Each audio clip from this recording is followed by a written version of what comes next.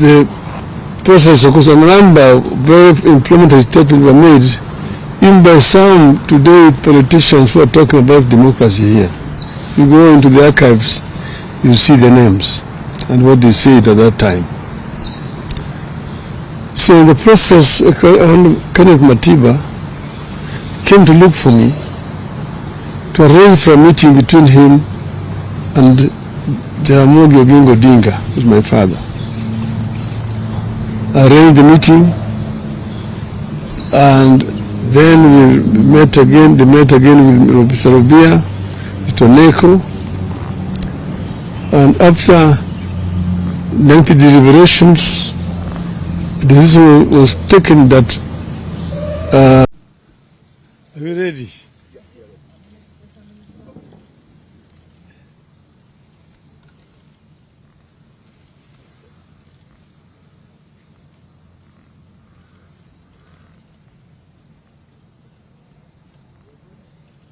Good.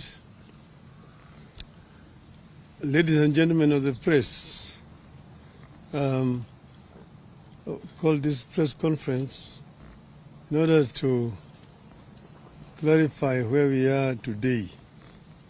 Yesterday, I did give an interview with the media and said that today, the 35th anniversary of Saba, I was going to go to Kamkunji to join other Kenyans in commemorating this very important day. Unfortunately, as you all know, circumstances, today there are roadblocks all over town, which has made it difficult for people to move to Kamkunji. In the circumstances, I've decided therefore to talk to the media here at Serena. Some of you may not know fully the history of Saba. As you know that Kenya attained independence in 1963, and at that time it was a multi-party system. There were three political parties: KANU, KADU, and then APP. But after a very short period of time, those two other opposition political parties, because KANU had won the elections and formed the government, and the two other parties were in the opposition, they folded up and joined KANU, and KANU remained the only political party. However, in 1966, an opposition party was formed called the Kenya People's Union. This party survived for 3 years and it was banned by the government in 1969. And the leadership of the party were arrested and taken to political detention. From that time onwards, Kenya remained a de facto single party dictatorship from 1969 to 1982. 1982, when some of us wanted to form a political party, the regime then went to parliament and introduced a law to make the country a single party.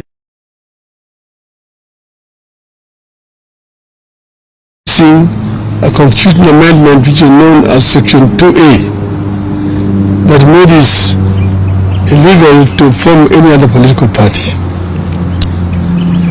So from 1982, it remained literally a single party dictatorship.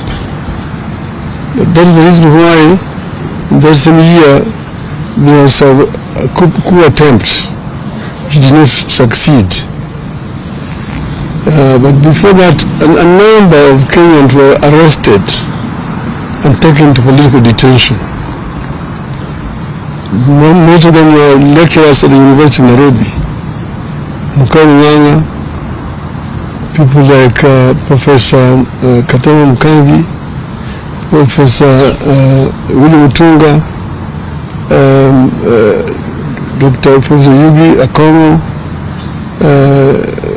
quite a number of university lecturers were arrested and detained, and the others, Koigo Amore, George Anyona, were taken to political detention. So this situation persisted. Some of us were arrested in that year, 1982, after the coup attempt, and taken to political detention. And we stayed there for 6 years.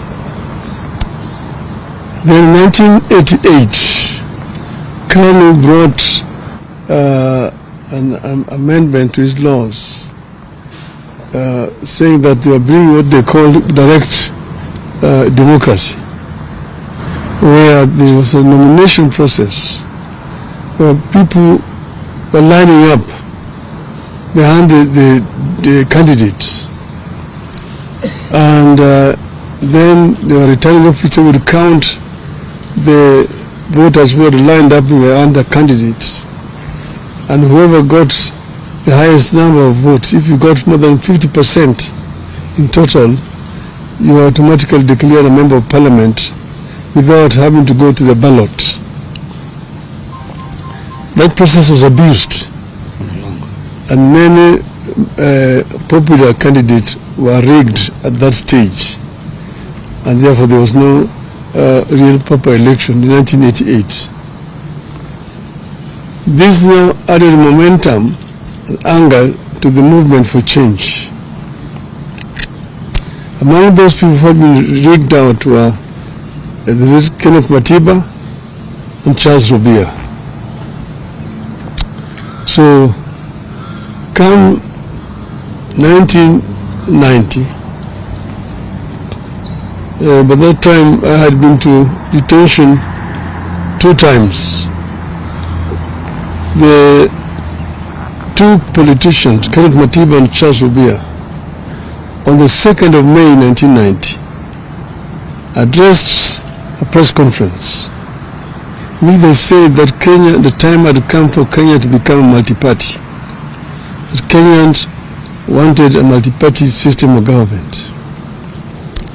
They were condemned seriously as being ethnic chauvinists, anarchists, people who want to bring chaos in this country. They told that this country was not yet cohesive enough to become multi-party. It will take another 100 years before Kenya became a multi-party system. So these were daydreamers. So the kind of machinery at that time set off now to demonize the 2 members of parliament, the 2 former members of parliament.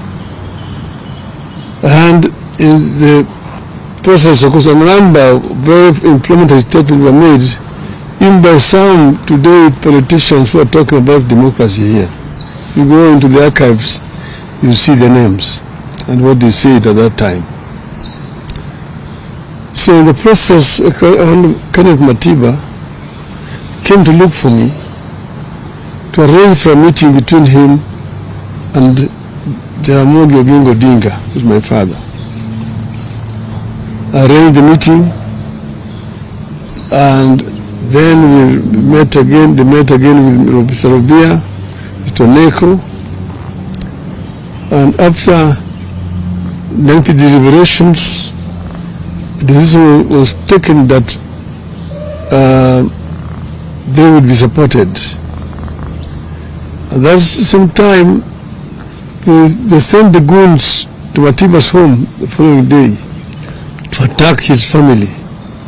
Matiba's wife was very badly wounded, Edith, and she was admitted to Nairobi hospital where we went to see her. After that, myself and Kenneth Matiba and Charles Rubia made a statement which we said we would go to Kamkunji to ask Kenyans if they were ready for multi-party. And we do it on the day of the 7th of July, that year, 1990. 7th of July, 1990. So after making that statement, we then now went on to mobilize for the meeting at Kamkunji. But then, of course, the police officers came to block us from meeting each other. They were stationed in my office at Ajib House, Matiba's office, up there on Koinange Street, and Rubia's office, and Paul Miches, and Gibson Kamau Koreas. On the 2nd of July 1990, Matiba and Rubia were arrested and taken to detention. On the 4th of July, I was arrested and taken to detention. That same night, they arrested Gitobi Manyora, they arrested John Hamino, they arrested now Justice Mohammed Ibrahim. Paul Mute went into hiding. Kamau Korea ran into American embassy and sought refuge. Keyoto Murungi was in Ethiopia and went to America. But that's how it was. But the International Commission of Jurists came up and made a very powerful lobby for the release of Haminwa and Manyora, and were released. As we remained in detention, and as you know, Rubia is the one who was first affected. He got a very serious infection, was taken to hospital. Eventually, he lost his vocal cords and was released. Matiba suffered a stroke in detention and was removed and eventually brought to Nairobi hospital, after which she was then taken to London for treatment. That completely undermined his health permanently. And these two people eventually died because of not old age at that time, but because of the injuries they sustained while in detention. Many people, but in spite of our being detained, the Kenyan people braved it and came out in numbers to go to Kamkunji on the 7th of July 1990. Many people were killed attempting to reach Kamkunji grounds that time. So then, after we came out of detention, then Ford was formed. We formed the Ford. After forming Ford, we get pressed and said we were going back to Kamkunji. Eventually, when I was targeted again, I was moved away from here and taken into exile. But our people braved it and managed to march all the way into Kamkunji. And you see the photograph in front page of Nation there today. You can see Martin Shikuku, James Orengo, Nyang'nyong'o, Masinde Muliro in the back of that truck guiding me up to Kamkunji. That was not on Saba, that was on the 16th of November 1991. But it's still the Kamkunji. The way Kamkunji is very historical for the second liberation of this country. And that's why we celebrate Saba. the fateful day on which Kenya's struggle for multi-party democracy took the most decisive turn is iconic and historical. It's a day rivaled only by the present day Mashujaa Day, previously Kenyatta Day, that celebrates the arrest and detention of the freedom fighters jointly called the Kapenguria Six. It is regrettable that the recognition and remembrance of Saba has not been consistent in a short period history of 35 years. One moment it is important, the next moment it is not. On this 35th anniversary of Saba, we decided to remember and to set the record straight on its significance, what it was and is, and what we ought to do with the foundation it laid for the country. Before that day, some patriotic Kenyans had demanded the repeal of Section 2A of the Constitution. A number of people, including Kenneth Matiba, Raila Odinga, Muhammad Ibrahim, Toby Manyora, John Hamino, and Charles Rubia, among others, were arrested and detained.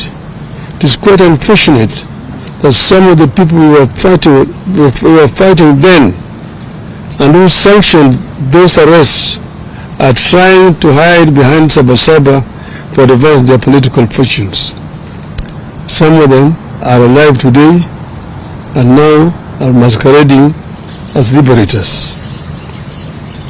On the fateful day, July 7th, 1990, thousands of Kenyans tried to gather at the historic Kumekucha grounds to take stock of the past, the state of the nation, and chart a path of freedom forward. We decided that Saba will be a march for political freedom and liberty, freedom of association, freedom of movement, freedom of expression, and a new democratic constitution founded on multipartyism. Kenyans wanted a fulfillment of the Kenyan dream, which was eradication of poverty, ignorance, disease, and good governance. That clarity of mission is what made Saba different from all other confrontations with the more coming one-party state. Saba therefore was and still is about the sacred and historic grounds of Kumekucha. It was not and is not just another routine street protest in Nairobi or any other town. At Kumekucha is where they held the last Kenya-Africa Union meeting in 1952. It is where Kanu's first rally was also held. It was also where the first Ford meeting was held after registration. Saba had a singular purpose, to the repeal of Section 2A of the Constitution and allow multi-party democracy in Kenya. Saba had clear and known national conveners, Kenneth Matiba, Charles Rubia, and yours truly, Raila Odinga. It was what gave birth to a bigger and powerful forum for the restoration of democracy, Ford. Ford had a known nationally inclusive leadership. Jalango Odinga, Philip Gachoka, Ahmed Bangariz, Salim Damwe, Asinde Muliro, George Denge, Kenneth Matiga, Charles Rubia, among others. Saba was inclusive, democratic, and intergenerational. The old, the young, people in and out of the government, professionals, academics, trade unionists, civil society, women groups, and religious groups. All of them found their voice in what it stood for, a people's struggle for good governance, freedom, and equal opportunity for all. It was not one group against the entire nation. It was not community against that community, or of this age against that age. The movement stood for a peaceful and constitutional change of guard. That is the reason it focused singularly on amendment and later on the overhaul of the Constitution. These features are what made Saba succeed. A year after the march, on December 2nd, 1991, President Moi capitulated. Section 2A of the Constitution was removed. Multipartyism was reinstated. We achieved our core aim, which was to return Kenya to multipartyism. Today, we have more parties than one could imagine then. That single amendment paved the way for the complete overhaul of the Constitution and the birth in 2010 of a new Constitution that came with provisions for fundamental freedoms and liberties that our citizens enjoy today. It is clear that many of the ideals espoused by the dreamers behind Saba have become part of the national aspiration. We are a better nation because Saba happened. We have a duty and a responsibility to honor the men and women who dared to dream and to turn out at a time of great peril to themselves and their families.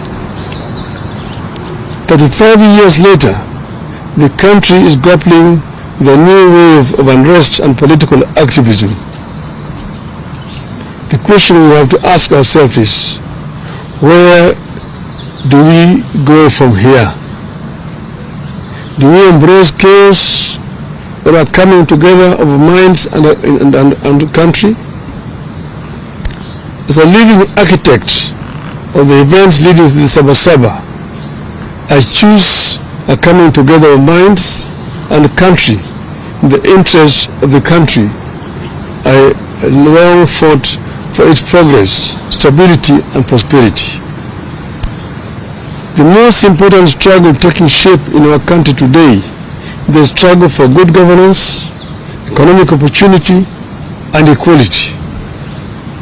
The biggest challenge facing Kenya today and into the foreseeable future is how to expand economic opportunity and lift particularly young Kenyans out of poverty, exclusion, and unemployment. Kenyans are yearning for programs and leaders that prioritize economic inclusivity, social justice, and political freedom. There is no doubt that the country is yearning for legislation that makes our institutions more responsive, programs that ensure adequate funding for services that touch mwananchi, changes that make our judiciary free, efficient and progressive, measures that make the executive more accountable and efficient. We must end impunity and corruption within our three arms of government. Our leaders must become modest, ethical, humble, and accountable. What is to be done? What is to be done? I propose an inclusive, intergenerational, national conclave to hear our people across all divides and come up with an irreducible reforms and changes necessary to take the country forward. I propose that the country urgently returns to the agenda of comprehensive police reforms, focusing on enhancing accountability, transparency, and improving the police to people relationship. Your rogue police force that shoots people with impunity. And this is a force that we inherited from the colonialists. It has not been reformed to become a people's defender a people's servant. I propose that the conclave I envisage comes up with better and sustainable ways for addressing transparency, accountability, and impunity, especially with regard to corruption and ensuring that leaders are held accountable for their actions. I propose that the forum comes up with a comprehensive and sustainable strategy for addressing youth unemployment and expansion of opportunities for youth in the formal and informal sectors. Such a national conclave must have clear terms of reference and be populated and helmed by the most serious and sober minds in our nation. The proceeds of the national dialogue be subjected to a referendum. I rest my case. Thank you. Long live Kenya. Do you have any questions? Maybe one or two. Say your name and the video. My name is Duncan Temba. I work with the NCB. You have touched on issues of urgently looking at police reforms because they've gone back to the old days. What do you say of the interior CS issued shoot to kill order about 2 weeks ago, a day after the June 25th protests? And secondly, you have said that where do we go from here? You have a close arrangement working formula with the current president. What have you advised him? Because the country appears to be teetering towards its on the brink of precipice, so to speak. So what have you said? What have you advised the president? Because it appears the country is being turned into a police state, or what you can say it is teetering towards a failed state. I've talked for a long time about police reforms. Not just this time, not with regard to this regime. In the regime before it, even one before that other regime. I've said that, we inherited a colonial police force. And as you know, the colonial system, colonialism was meant to rule the natives. It was not a people-friendly government. So what should have happened was to democratize this police force, reform it so that it becomes a service, not a force. It is not enough to just change the words. That is from a force to a service. You must take measures to ensure that it's really a service, not a force. And this has not happened in our country. I've given examples of where it has happened. For example, in Tanzania. And you see a police force which is people friendly and also not trigger happy. About the ministry we're talking about, I said it was totally out of order. And they apologized to me. And they apologized to me and to the people. And he said the day before that police should handle people with care. So, yeah. Okay. That's fine. Just one. No. Just to say. Let's end there. Okay. No, just. Oh, okay. Thank you. I just wanted to know and find out. My name is Seto Lali from Citizen TV. Your proposals, as you put them, are there also the thoughts being shared by the president towards this, and what happens if this particular proposal is not taken into account? Well, I've addressed the nation, and the president is part of the nation. And asking it applies to him as much as it applies to the other people. So I'm not partisan in any way. This is a proposal that is coming to me, and from my party also, the ODM. This is our stand as a party. Okay. Thank you.